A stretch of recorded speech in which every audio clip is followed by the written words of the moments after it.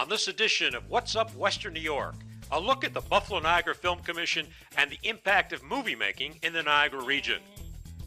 The town of Niagara has upped the ante on the Music Mania Monday's free summer concert series, and Supervisor Lee Wallace will run down the impressive schedule of bands coming to the town's Veterans Park. Niagara County Community College Athletic Director Bob McKeown will tell us about the positive direction of the Thunderwolves athletics program. And Chef's owner Lou BillittierJr. will show us the exciting new food truck that's hitting the streets for one of Buffalo's favorite Italian restaurants.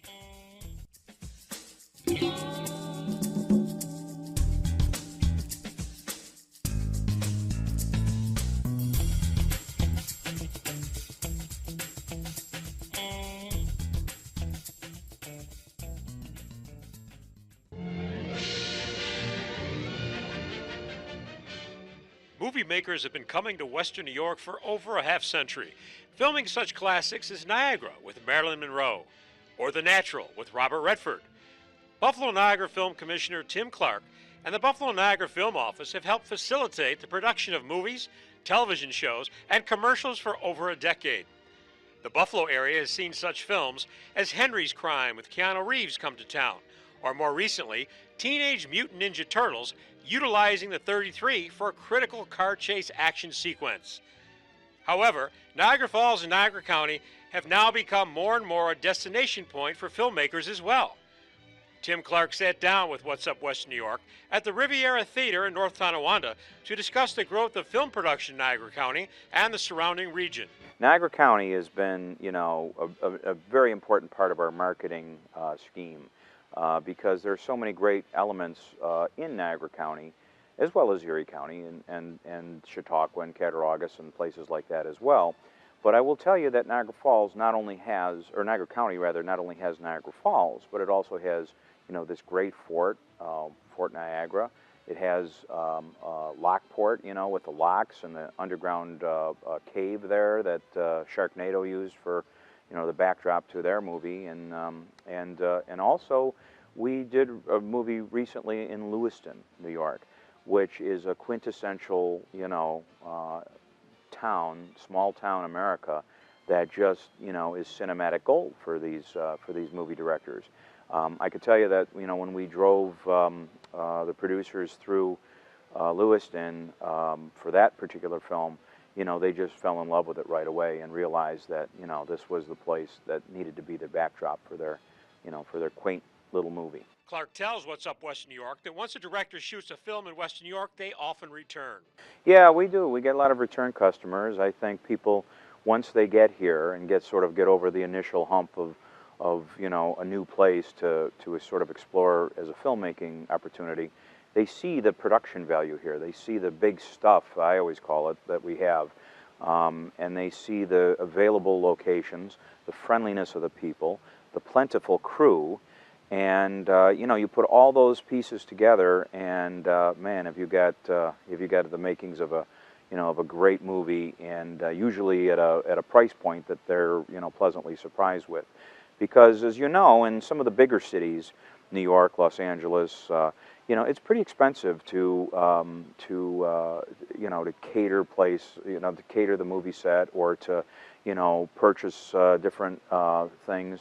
And in Buffalo and in Niagara Falls and in Western New York, things are just a lot more affordable, and that goes for everything from, the fuel for the trucks to the rooms that they may rent for their traveling crew. So, it's been very positive, economically.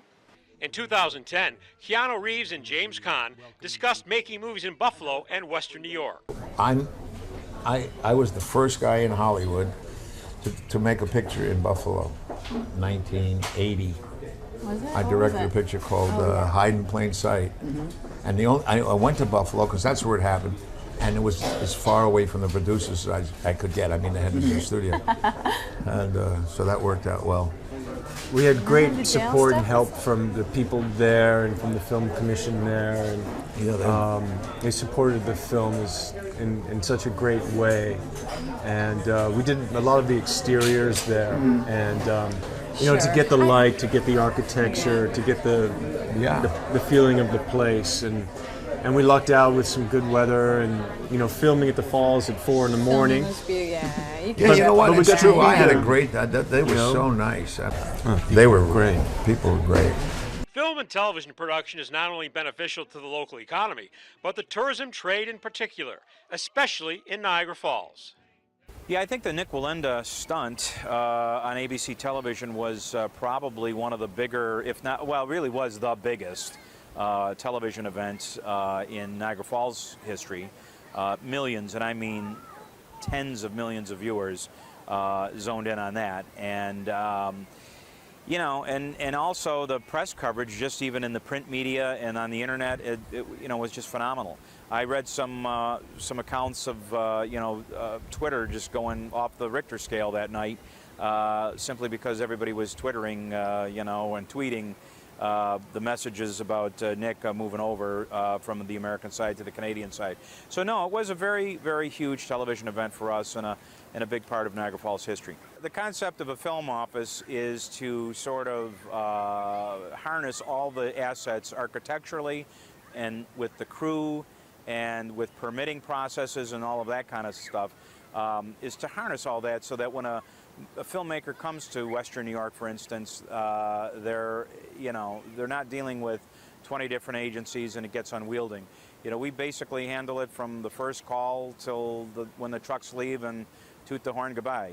So we literally are involved in pretty much every aspect of filmmaking, not just here at Niagara Falls, but anywhere in the western region of New York State.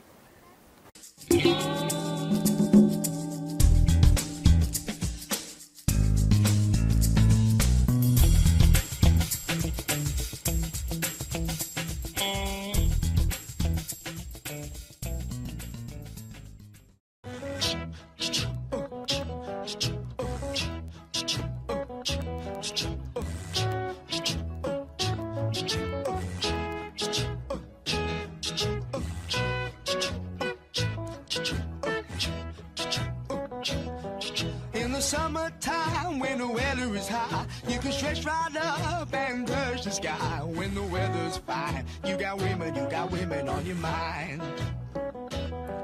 Have a drink, have a drive, go out and see what you can find. If a daddy's rich, take her out for a meal. If a daddy's poor, just do what you feel. Speed along the lane, you can dine or return at 25. The annual Music Mania Monday free summer concert series will again take place this year in the town of Niagara at the Veterans Memorial Community Park on Lockport Road. The concert series has grown each year, and according to Town Supervisor Lee Wallace, this should be the biggest year yet. Wallace takes a look at the great lineup of bands coming to the park this summer. We start off on Monday, June 13th, with a band called Hotel California, which is an Eagles tribute band. They're out of Toronto, Ontario. Travel all over the United States and abroad doing concerts. I'm very excited about this band. I've heard some of their tapes and some of their media, and they're a fantastic group. Then on the 20th of June, we have a band called Beatlemania Now, which is an actual Beatle wig band is the way to describe it. They're a tribute band that will act out all the parts of the Beatles. They'll do different genres and different eras of the Beatles, and they're out of Philadelphia. Seen them before. They're a fantastic group. On the 27th of June is the only returning band from last year, and that is the Orient Express. Do a lot of Michael Jackson. They were very well received last year. Then we have a big event, like I said, on July 3rd. We're calling it Pride in the Park. It's a patriotic celebration, a whole day of events with some concerts. We have a craft show, we have a chicken barbecue, and then we have 5 bands, and then the culmination will be our fireworks at the end of the night. Starting off on that day at 12 o'clock will be Brothers of Invention. It's a duo of artists who are fantastic, very well known in this area, Bruce Wojcik and Jamie Holka. Then at 1:30 is a band called Then and Now. And then another band at 3:30 called Strictly Hip, who has a fantastic following in this area. And at 5:30 on that day is 90 West, which is our country band for that day. And then culminating on the 3rd with JJ Swing, and that will be at 7:30. So the 3rd is going to be a really big event. We're hoping it's well received, and we're looking to build on that for years to come. On July 11th, going back to Monday nights, it will be New York Rock and Review, which is a band out of Buffalo that many of the members are in the Buffalo Music Hall of Fame. On July 18th is the BBC Band, which is probably one of the best area cover bands in this area. Fantastic band. Does a lot of Beatles and do some things that no one else will hear. Some stuff from the Bee Gees and people like that is tough to reproduce. On the 25th of July is Party of Nine, again another band that is well received in this area. Members of the Buffalo Music Hall of Fame. August 1st is a band from back when I was a youngster called Cock Robin. They don't do a lot of events. They're very selective about what they do nowadays, but they're going to perform at on the 1st of August. Do La Steely Dan and Yes and some stuff like that that are tough for people to see anywhere else. Then August 8th is our annual classic car show, and we have a band called Paulie and the Goodfellas. They're out of Toronto, Ontario, and they will do costume changes, and they do the Beach Boys, and they'll do the Four Seasons and the Blues Brothers, and they dress in costume, and fantastic band that I'm sure people are going to love. And then we culminate on the 15th of August with Chicago Authority, which is a Chicago tribute band, and looking forward to that one. So we're really excited about the lineup this year, and it's best by far that we've ever had. We do have concessions. This year we're probably taking another look at doing it on a different level. We might have some of the local organizations running some of the concessions, hamburgers, hot dogs at a very modest price, pizza, those kinds of things. There are no bleachers or such, so they do need to bring chairs or blankets, whatever they prefer. There is a 50-50 each night, when this year we might be looking at trying to have individual charities run the 50-50s. We have an information booth. There's a bounce house for the kids. There's a playground right there. We try to make it family friendly. So that's kind of how it works. There's a lot of area for this concert series. It can get bigger. The area where we actually have it is massive. We bought our own stage this year, so we have a brand new stage coming in, and you know, like I said, we're really excited about where this thing can go down the road. As the supervisor, what my goal is to make the town of Niagara a destination, and we're looking at trying to have activities and programs 365 days a year or 12 months. So this concert series is one thing we're in the process of doing.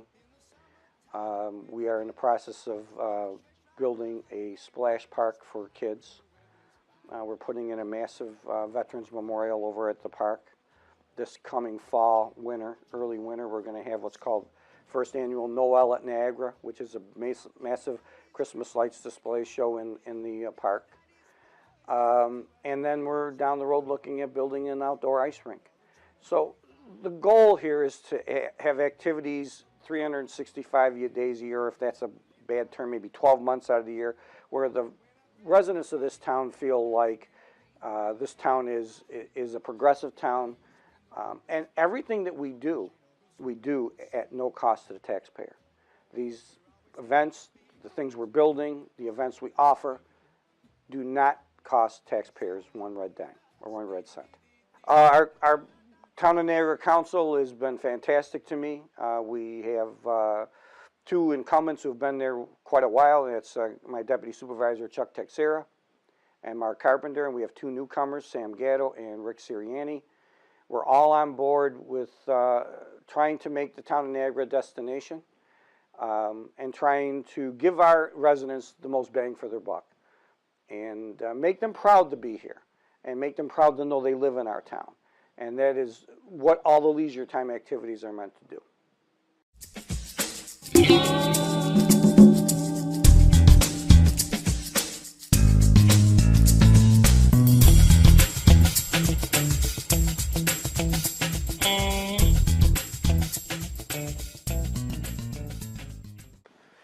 On March 16th, Town of Niagara Supervisor Lee Wallace, along with Deputy Supervisor Chuck Texera and Councilman Mark Carpenter, joined Fashion Outlets of Niagara Falls USA manager John Doran to host the 18th annual Give Fashionably event at the mall. This year, $50,000 was donated to non-for-profit groups and organizations that benefit the residents of the town of Niagara. Most years, the annual giveaway is about $50,000, and the way it's determined is it's designed to benefit groups and organizations that effectively direct their efforts towards residents of the town, either directly or indirectly. This year we instituted a new procedure, which some people struggled with, but we thought, and I thought, that it was important that we had an application process. And that's what we used to determine the gifts and who was eligible. And the committee of 3 reviewed the applications and came up with the listing tonight. Those 3 were myself, John Doran, the mall manager, and Pat Brown, president of Brown & Company Accounting, who could not be with us tonight. The town of Niagara has partnered with the Fashion Outlet since 1998, and over the past 18 years has distributed $900,000 to the well-deserving local charities and community groups that serve the town.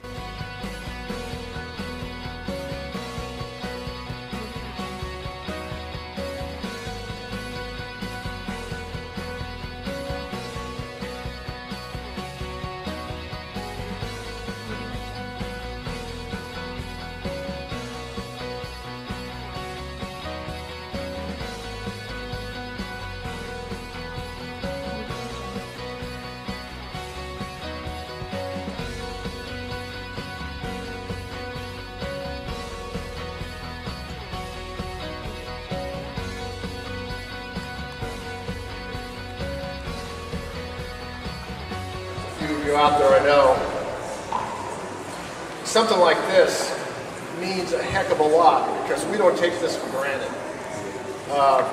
45 plus years ago when I landed at Travis Air Force Base, and I imagine most of you non-vets did the same thing, I landed in jungle fatigues and boots, and the first thing I did is I went to the BX, got a sweatshirt and some Levi's and put the jungle fatigues and the boots in the trash can, called my mother, said come and pick me up because I didn't want anybody to even know I was a veteran. That's the way it was 45 years ago. And now here I am, all decked out, and folks like this are giving us grants. So we've come a long way as a community. And I want you to know that we definitely appreciate what you folks have done. We don't take this for granted, so I want to thank you very much. Lee?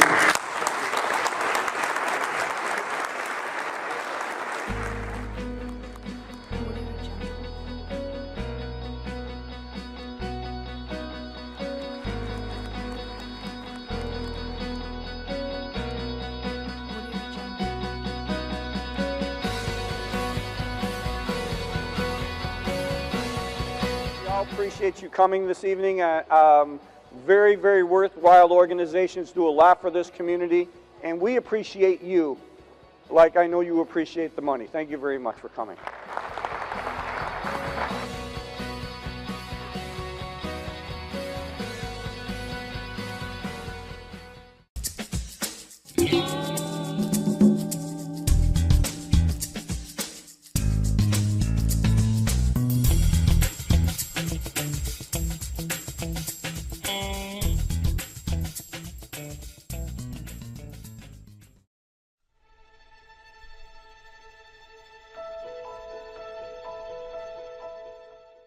If we had to say what the current state is, we have a very solid core group of coaches. I think when I came in, that's one thing I wanted to focus on was getting the coaches right first.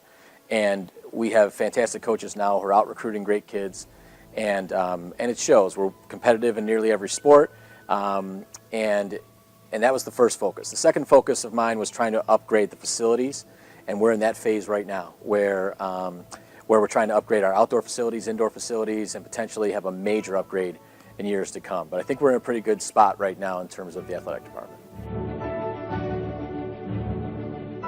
Our men's soccer program is headed up by Carl Clark. He's been here 6 years. He's made the regionals 2 out of the last 6 years, and he always puts on a competitive team. Women's soccer, we just hired a brand new coach, Danielle Pierce. She comes to us from Royart High School. She's a former NCCC player. She played softball for me. She also played basketball here and soccer here in the past. So I think it's important we brought in an alum, and I think that program is in a really good spot right now. The volleyball program, Lindsay Matikosh is going to take over the volleyball program. Joe Dagler was the head coach. Lindsay was his assistant. Joe has stepped down now. He's going to be a volunteer coach, and Lindsay is taking over the program as the head coach. So I don't see much of a drop-off there. She's a fantastic coach. Men's basketball, like I said, is Bill Beeline. We're in great hands with Bill. We're lucky to have him. He won 20 games again last year, made the Final Four in the region. Nate Butel is our women's basketball coach, won over 20 games last year. He's been named Region 3 Coach of the Year as well. Our wrestling coach is Keith Mowdy. Keith has been here 4 years now. He has been Region 3 Coach of the Year 2 of those 4 years, and the wrestling program is in very good hands with him. And he also has Eric Canudla, who is a volunteer coach and still helps out and helps with the program. The baseball program is headed up by Matt Klingersmith. Matt's one of the best coaches in the area. Matt has taken the baseball team to the NCCC World Series 3 out of the last 6 years. He has been named Region 3 Coach of the Year and continually churns out great athletes who are moving on to the 4-year level. The softball program is headed up by Nate Butel. He will coach both the women's basketball team and the softball team. And the golf team is headed up by Matt Oleski, and it's both male and female golf. I think historically our best sport has always been wrestling. Wrestling is one of the sports that we are generally, if not the regional champions, we've been number 2. We have 19 regional championships to our credit. The next on the list has to be baseball. Right now baseball is a top 10 ranked sport nationally. They've been to the NCCC World Series 3 out of the last 6 years, as I said. Then men's and women's basketball, who have both won 20 games the last 2 years, and women's volleyball as well, that's been to the Nationals 2 times over the last 5 years. So those are our 5 core programs that I think are the most competitive that we have. The 2 soccer programs are getting better. The golf program is more competitive. We qualified golfers for the Nationals last year. So things are looking up in all the sports. We're competitive in everything, but those 5 that I mentioned are probably our core programs. We are not up with some of the other junior colleges that are out there in terms of their facilities, in terms of their turf stadiums, in terms of what they have. So we had to make sure we did everything else right. I wanted to make sure we had a solid coach in place. I wanted to make sure that the educational environment was right for them here, and that everything has to fit. And that's what we tried to take care of the small stuff first, get the coaches in place, and now I'm hoping that we can improve the facilities and upgrade that, because really the facilities haven't been touched here in 40 years. So I think it's time to do a major upgrade on the facilities and then bring the whole thing together. Actually, it's been fantastic. I can't say enough about that. I am very aggressive. I put forward a lot of proposals. I have a lot of big ideas. They have been on board with me with about 75% of my big ideas. Some of them are ideas that I realize take some time. But I try to come at them with, if we have a problem or an issue, I try to tell them this is the issue, this is what's going to happen if we continue to do things this way. But if we solve that problem and do this, then it's going to be better, and you're going to see results in either enrollment or increased revenue or whatever the situation is. And so far, everything that they've worked with me on has happened. I've asked for some of my coaches to go from part-time to full-time. That's happened. And coincidentally, the full-time coaches are men's baseball, men's and women's basketball. 3 of our most successful programs are full-time coaches that really dedicate year-round to recruitment and so on. And they're buying into it. From an administrative level on the other side of the building with the board of trustees, we have several members of the board who understand athletics, which has really helped me out a lot. And the president, I think, trusts me, which I think is nice to know that when I go to him with a proposal, he takes into consideration. And for the most part, he's done just about every realistic request I've given him. He's come through for me. When I first came in, we made a coaching change, and we hired Nate Butel. And instantly, almost overnight, Nate, I knew, was going to be a tremendous recruiter. He went out and recruited like crazy, brought in great girls, great talented girls, good girls, and he's won 20 wins the last 2 years. Our girls are moving on now. We used to be, and one of the ways we can tell we're successful is, back when I coached, everyone wanted to play us because it was an easy win. Now we have a difficult time finding games because they don't want to play us now because we're a tough team to play. Same can be said for men's basketball and baseball. We really have difficulty finding opponents because a lot of teams don't want to play us because we're at the top of our sport in those sports. Women's basketball is probably my greatest accomplishment. Also, the resurgence of the intramural recreation program here. We've done a lot to improve the fitness center, improve the hours, improve the program we've offered students. And this semester we're going to offer club hockey as well. We're adding a sport which is going to be completely self-sufficient. The athletes are going to pay to play, but it's just going to add another exciting aspect to the overall athletic department in intramurals and recreation. So those are probably my biggest accomplishments.